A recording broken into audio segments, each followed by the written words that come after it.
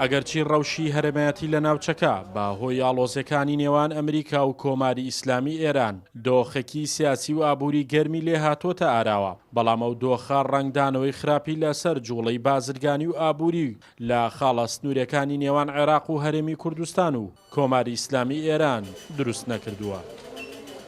دەرەنجامی ئەو گەمار و ئابووریە کاردانەوەیکی وهای نەبووە لەسەر مەرجی پەرۆسخانیان لە بەردەم جوڵەی بازرگانیە، بۆیە شتەکان مەحدودن. ئەو کاڵانەی کە لە مەرجی پەرۆسخانە دێن زیاتر ئەو کاڵانن کە پێویستی هاوڵاتیان دابینەکەن، ئەمانیش خۆی ناداتەوە لە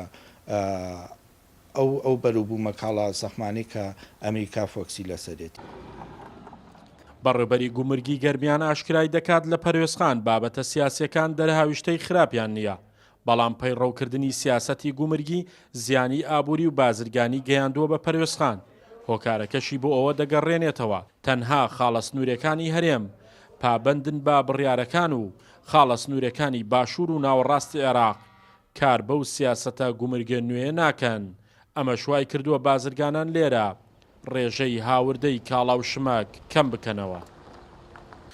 هەموو مەرفەزەکانی تری عێراق کە بە سیستەمێکی دەستی و ئەوانە کارەکەن بە هیچ شێوەیەک جێبەجێی پێناسەکەیان نەکرد و ئێمە بەڵگەی زۆرمان هەیە و بەڕێوەبەرایەتی گشتی گومرک و وەزارەتی دارایی مالی ئاگادار کردێتەوە.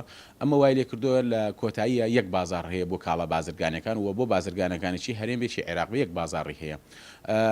لەوێدا لە مەرفەزەکانی عێراقا بە هیچ شێوەیەک پێناسەی گومرکی جێبەجێ ناکرێ و زەرێکی زۆر لە حرەکەی بازرگانی لە هەرێمی کوردستان و بە تایبەتی من باسی مەرجی پەرۆسخانەکەم ئەوەی کە ئێمە بەپێی ئەو ئامار و داتانەی کە لە بەردەستمانە ئەتوانین بڵێم لە ساعەتی زیاتر کەرەسەی بیناسازی هەر لە مەرجی پەرۆسخان نەماوە.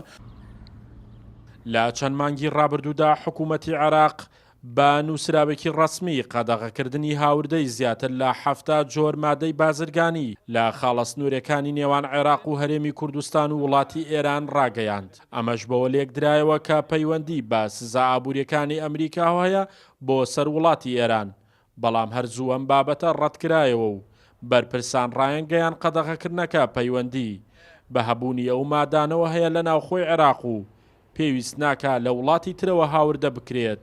شاخەوان محەممەد، کورسات نیوز، پەرۆسخان.